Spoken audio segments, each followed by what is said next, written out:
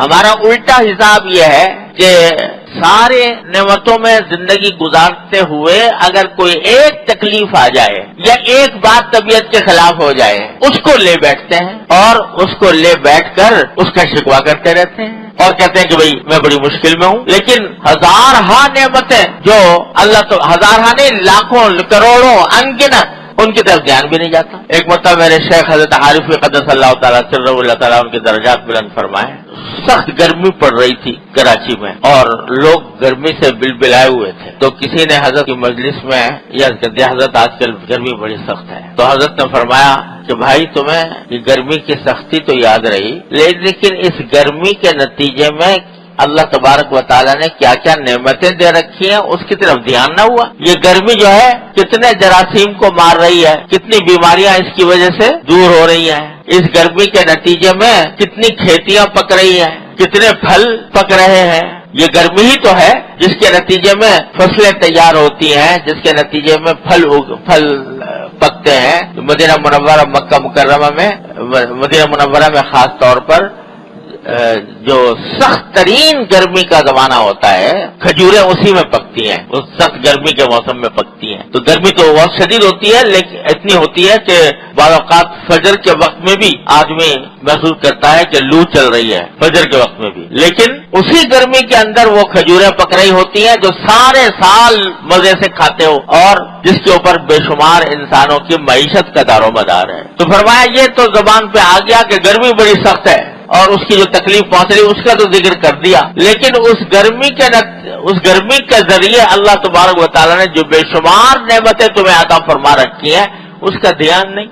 تو اگر اللہ تعالیٰ یہ دیکھنے والی نگاہ دے دے جو حضرت والا نے ارشاد فرمائی کہ دیکھو تو ہر تکلیف کے اندر بھی یقیناً ہر تکلیف کے اندر بے شمار مصلحتیں, بے شمار حکمتیں, اللہ تبارک و تعالیٰ کی بے شمار نعمتیں ہر تکلیف کے اندر موجود ہوتی ہیں. تو لیکن دیکھنے والی آنکھ چاہیے, سوچنے والا دماغ چاہیے, دھیان رکھنے والا دل چاہیے, تو وہ اس نعمتوں کی طرف دھیان کرتا ہے. میرے حضرت والد ماجد قدس اللہ تعالیٰ سرہ اللہ تعالیٰ ان کے درجات بلند فرمائے, وہ اس بات کو بڑے بلیغ انداز میں تعبیر فرمایا کرتے تھے کہ ہم لوگ واقعات کو الٹا پڑھتے ہیں. الٹا پڑھتے ہیں کیا مانا کہ اگر اس کو سیدھا پڑھ کر دیکھو تو کائنات میں پیش آنے والا کوئی واقعہ ایسا نہیں ہے کہ جو مال کار نعمت نہ ہو اللہ تبارک و تعالیٰ کی. لیکن ہم چونکہ الٹا پڑھتے ہیں تو اس واسطے وہی واقعہ ہمارے لیے تکلیف کا اور صدمے کا سبب بن جاتا ہے. یہ بات ارشاد فرمائی تھی حضرت والد ماجد رحمۃ اللہ علیہ نے میرے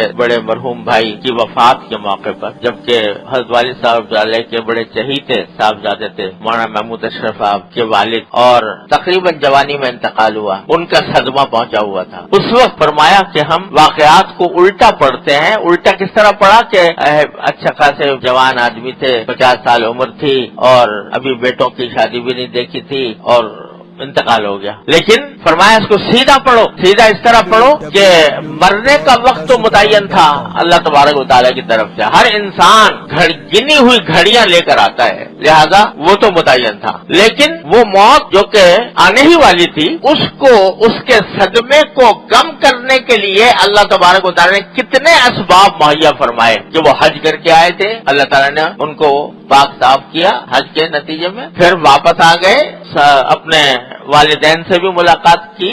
مولانا محمود اشرف صاحب اس زمانے میں مدینہ منورہ میں پڑھتے تھے تو ان سے بھی ملاقات ہو گئی, ان کو خدمت کا بھی موقع مل گیا, آ کر اپنے دوست احباب سے ملاقات بھی ہو گئی اور ان کی دعوت بھی کر لی. تو وقت تو آنا تھا لیکن اس آنے کے لیے اللہ تبارک و تعالیٰ نے کیسے اسباب جمع فرمائے کہ اس کے نتیجے میں وہ وقت اس وقت کے آنے سے پہلے اللہ تبارک و تعالیٰ نے یہ نعمتیں عطا فرما دی. تو فرمایا یہ ہے سیدھا پڑھنے کا راستہ.